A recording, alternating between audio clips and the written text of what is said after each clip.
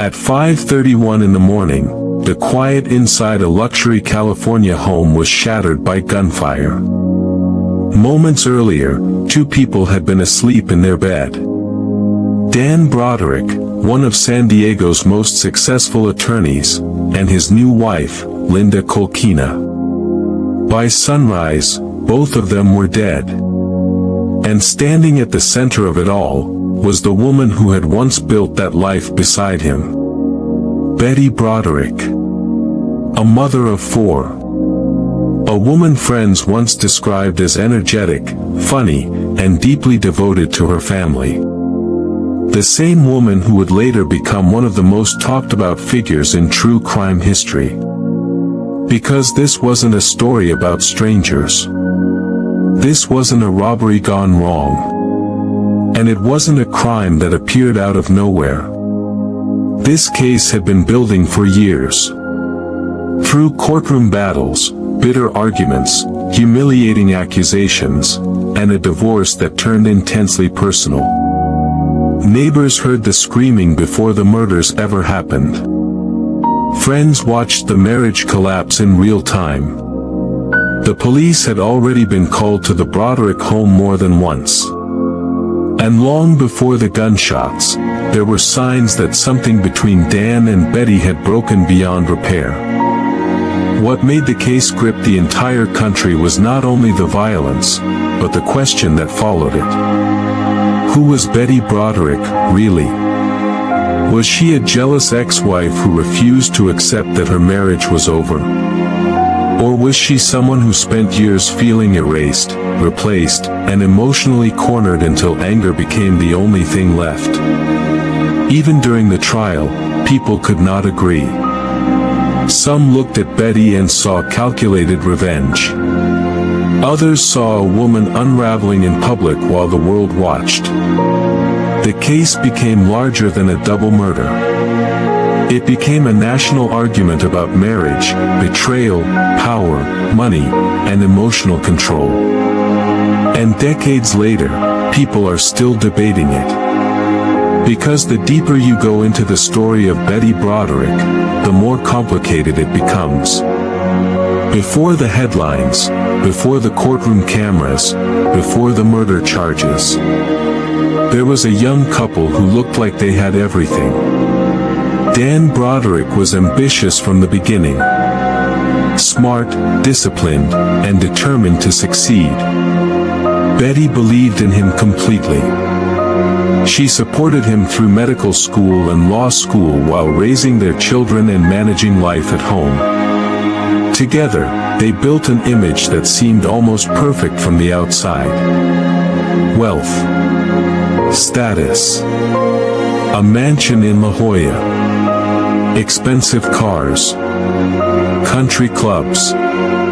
Private schools. But behind closed doors, the marriage was changing. And eventually, another woman entered the picture. Her name was Linda Kolkena. She was young, confident, and worked closely with Dan. Betty immediately suspected there was more happening between them than Dan admitted. At first, he denied it. Repeatedly. But over time, the truth became impossible to hide. Dan was in love with Linda. And Betty's entire life was beginning to fall apart. What followed was years of hostility that played out in courtrooms, phone calls, custody battles, and public confrontations. Betty accused Dan of manipulating the legal system against her. Dan claimed Betty had become uncontrollable, using a key taken from one of her children. Inside the bedroom, Dan and Linda were asleep. Seconds later, gunfire echoed through the house. By the time police arrived, both were dead. Betty would later turn herself in. But what shocked investigators almost as much as the murders themselves was how divided people became afterward. During the trial, some jurors reportedly sympathized with Betty. The first jury could not even reach a unanimous verdict. And suddenly, America found itself asking a question that made the entire case harder to process. Can years of emotional conflict push someone to the edge of violence? Or was this simply murder planned by someone who could not let go? Even now, there is no single answer everyone agrees on. Because the story of Betty Broderick is not just about what happened in one bedroom on one morning. It is about everything that happened before it. To the outside world, Dan and Betty Broderick looked untouchable. They lived in one of the wealthiest communities in Southern California. A massive home in La Jolla.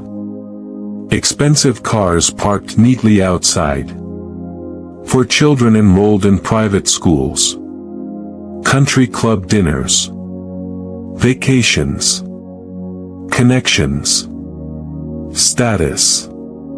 The kind of family people admired from a distance. But behind the carefully maintained image, the marriage had already begun falling apart. By the late 1980s, arguments inside the Broderick home had become impossible to ignore. Neighbors later described shouting matches so intense they could hear them from outside the house. Friends watched tension grow between the couple for years before the murders ever happened. And according to testimony later presented in court, the divorce became more than just a legal separation. It became personal warfare. Because when Dan Broderick left Betty for a younger woman named Linda Kolkena, something inside the family changed permanently. Betty believed the life she spent years building was being handed to someone else. And as the divorce battle grew more hostile, accusations, anger, and emotional breakdowns started building toward a deadly conclusion. The question investigators would later face was difficult to answer. Was Betty Broderick emotionally destroyed after years of conflict and humiliation? Or had she become dangerously unstable long before the murders took place? Even now, people still argue over where sympathy should end, and accountability should begin. Years earlier, none of this seemed possible. Betty met Dan Broderick in college during the 1960s. At the time, Dan was ambitious and intensely focused on building a successful future. Friends described him as disciplined, polished, and highly competitive. Betty was different. Outgoing. Emotional. Energetic. The kind of person who filled a room with conversation. Together, they appeared balanced. Betty believed in Dan completely. While he worked through medical school and later law school, Betty focused on raising their growing family. She handled the children, the home, and the pressure that came with supporting a husband determined to climb into elite professional circles. Those years were not glamorous in the beginning. Money was tight. Long hours kept Dan away from home. Betty often managed everything alone while trying to keep the family together. But eventually, the sacrifices seemed worth it. Dan's career exploded in San Diego. He became one of the city's most successful medical malpractice attorneys. Suddenly, the Brodericks had entered an entirely different world. Wealth. Recognition. Influence. Their new life in La Jolla reflected everything Dan had worked toward for years. But according to people close to the couple, success changed the atmosphere inside the marriage. Dan became increasingly concerned with image and control. Betty, meanwhile, reportedly struggled with feeling dismissed and unheard inside her own home. Small arguments became larger. Resentment quietly grew beneath the surface. And then, another woman entered the picture. Her name was Linda Kolkena. Linda was young, confident, and worked as Dan's assistant. She was more than 20 years younger than him. Betty immediately suspected there was a relationship developing between them. Dan denied it again and again. But Betty continued noticing changes. Late nights at work. Increased distance at home. Strange behavior that made her believe something was happening behind her back. Eventually, the truth became impossible to hide. Dan admitted he was involved with Linda. And from that moment forward, the divorce turned vicious. Betty later claimed she felt completely erased from the life she helped create. After years spent supporting Dan's rise to success, she believed she was being replaced by a younger woman while being pushed out of the family entirely. The legal battle that followed stretched across years. And according to court records and testimony, the hostility between them became extreme. Dan allegedly cut off financial support at different points during the divorce. Betty accused him of using his legal experience to control the proceedings and gain leverage in custody disputes. At one point, Betty was reportedly locked out of the family home. Security systems were installed. Police were called after confrontations between the former couple escalated. Friends later described Betty as increasingly emotional and unpredictable during this period. There were reports of angry phone calls, public confrontations, property damage. In one incident, Betty reportedly drove her car into the front door of Dan's house after learning Linda was inside. To prosecutors, these moments showed a pattern of escalating behavior. But others believed something else was happening. They saw a woman who felt isolated from her children, financially trapped, and emotionally crushed by a divorce that had consumed her entire identity. Then came the phone messages. During the investigation and later at trial, jurors heard recordings of Betty leaving furious voicemail messages for Dan. The recordings were emotional, chaotic, and deeply personal. Betty screamed, threatened, cried. Some listeners believed the tapes revealed obsession and rage. Others heard someone emotionally collapsing in real time. What made the recordings even more controversial was the fact that Dan carefully saved them.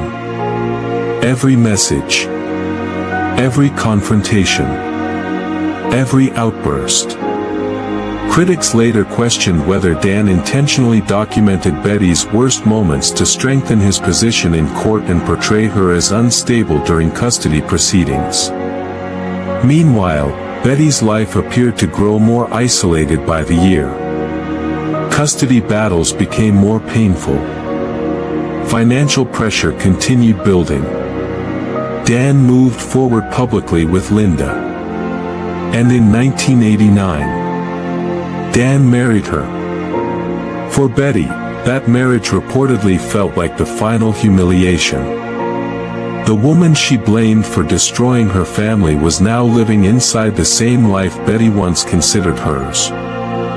Then came November 5, 1989. Just before sunrise, Betty Broderick drove through the quiet streets of La Jolla carrying a revolver.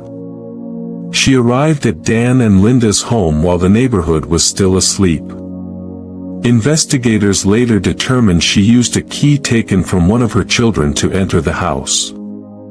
Inside the bedroom, Dan and Linda were asleep together.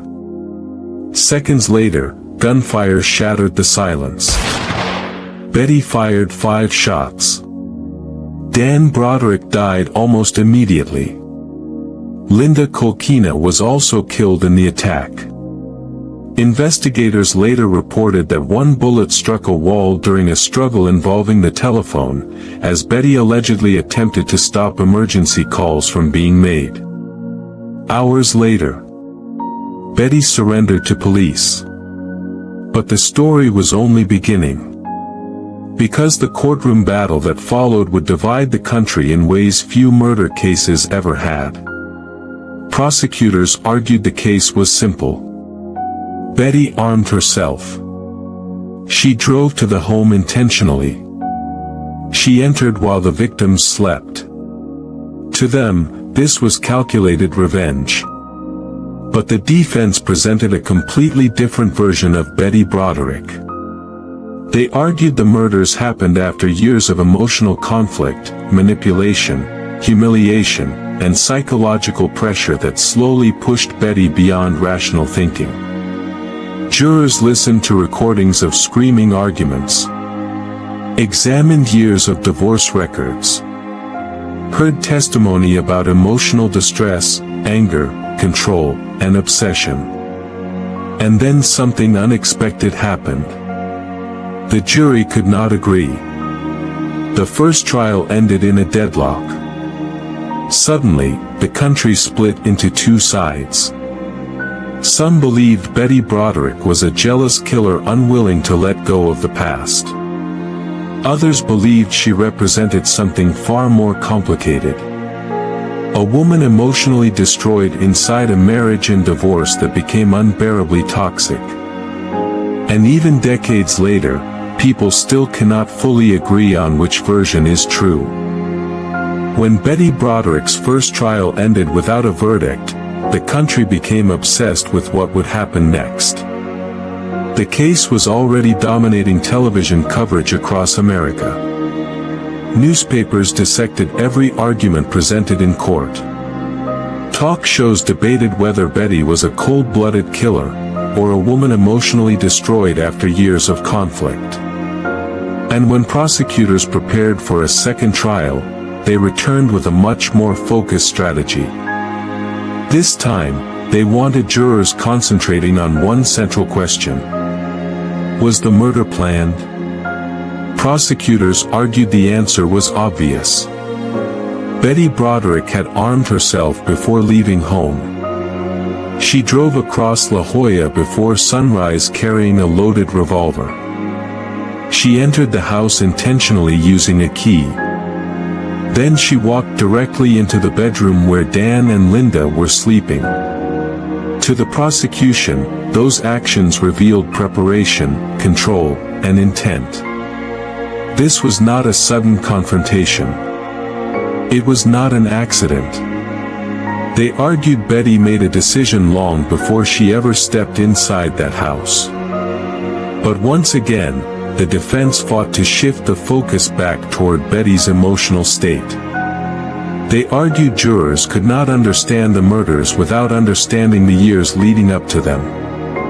The humiliation, the custody battles, the recordings, the collapse of a marriage that had consumed Betty's entire adult life. And then Betty herself took the stand. Her testimony immediately became one of the most talked about moments of the trial. At times, Betty appeared calm and reflective. She spoke about years spent supporting Dan through school and helping build the life they once shared. She described feeling abandoned and replaced after decades of marriage. But then, her emotions would suddenly shift. At certain moments, the anger was still visible. The resentment had clearly not disappeared. Jurors watched closely as Betty spoke about Dan and Linda. Sometimes she sounded devastated. Other times, still deeply furious. And according to trial observers, those emotional swings may have changed how some jurors viewed her. Prosecutors used that contrast carefully. They argued Betty was not someone who lost touch with reality. They claimed she was fully aware of her actions and motivated by revenge. Meanwhile, the defense continued insisting the murders happened after years of emotional conflict that gradually destroyed Betty's judgment. Once again, the courtroom became divided. Even reporters covering the case struggled to describe Betty in simple terms. She did not fit neatly into one category. She could appear sympathetic one moment, and deeply unsettling the next. And as the second trial moved toward its conclusion, nobody knew for certain how the jury would respond. Then finally, after days of deliberation, the jurors returned to the courtroom. Betty sat silently beside her attorneys waiting for the verdict. The courtroom became completely still. And then the decision came. Guilty. 2 counts of second-degree murder. Betty Broderick showed little emotion as the verdict was read aloud. But outside the courtroom, reactions were immediate and deeply divided. Some people believed justice had finally been served for Dan and Linda Broderick. Others believed the legal system had failed to fully recognize the psychological damage Betty experienced during the collapse of her marriage. Soon afterward, the judge sentenced Betty Broderick to 32 years to life in prison. The sentence effectively closed one chapter of the case. But it never ended the argument surrounding it. Because unlike many murder cases, public opinion about Betty Broderick never settled into agreement. Decades later, she remains one of the most controversial figures in American true crime history. For some people, Betty represents obsession and revenge. They point to the phone calls, the threats, the confrontations, and ultimately, the murders themselves. To them, the case is painfully simple. 2 people were asleep in their bedroom when Betty entered with a gun. But others see something far more complicated. They see a woman who spent years supporting her husband's rise to success, only to feel discarded once he achieved the life they built together. They see someone publicly humiliated during a brutal divorce while losing financial security, emotional stability, and access to her children. Some psychologists and legal commentators later argued the case exposed larger conversations about emotional abuse, control, and the psychological effects of high-conflict divorces. None of that excuses murder. But for many people, it complicated how they viewed Betty Broderick. And as documentaries, television interviews, and dramatizations revisited the case over the years, public fascination only grew stronger. In the age of social media, younger audiences discovered the story for the first time. Clips from the trial spread online. Debates exploded across comment sections and discussion forums. People argued over the same questions that divided jurors decades earlier. Was Betty manipulated for years until her emotional state collapsed completely? Or was she someone who refused to accept rejection and turned anger into violence? Even members of the Broderick family have publicly struggled with those questions. Some of Betty's children later expressed sympathy for their mother and supported her possible release from prison. Others believed she remained too consumed by anger to safely return to society. That division inside the family reflected the same divide that had followed the case from the beginning. And maybe that is why the story still feels so unsettling all these years later. Because there is no ending that feels clean.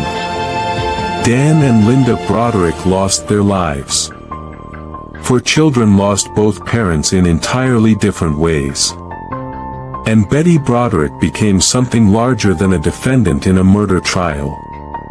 Depending on who you ask. She became either a symbol of obsession and revenge, or a symbol of emotional collapse after years of conflict and humiliation. Even now, decades after the gunshots inside the La Jolla home, people continue asking the same question. Who was Betty Broderick, really? A calculating killer? Or a woman pushed beyond what she could emotionally survive? Because sometimes the most haunting true crime stories are not the ones involving strangers. They are the ones where love slowly turns into resentment. Where family becomes conflict. and where years of emotional damage finally end in irreversible violence. And in the story of Betty Broderick, the most disturbing part may not be how it ended, but how long it took to get there.